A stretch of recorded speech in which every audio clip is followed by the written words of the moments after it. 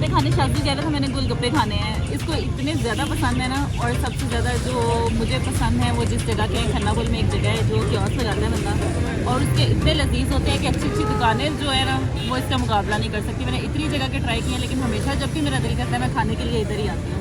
तो चले आज हम खाते हैं गोलगप्पे। सी अभी से शुरू हो गया।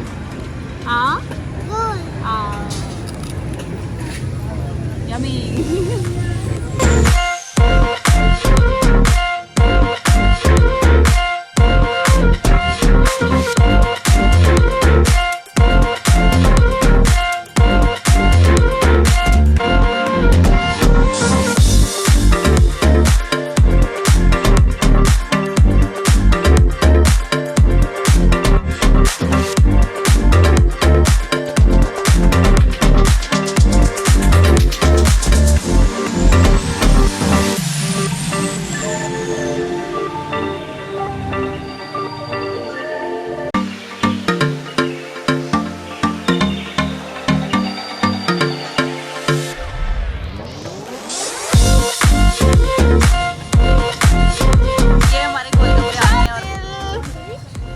Want to eat गोलगप्पे?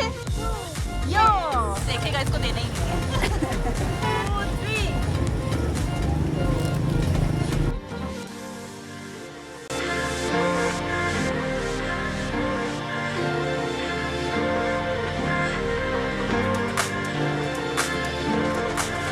3 लगे आपको गोलगप्पे?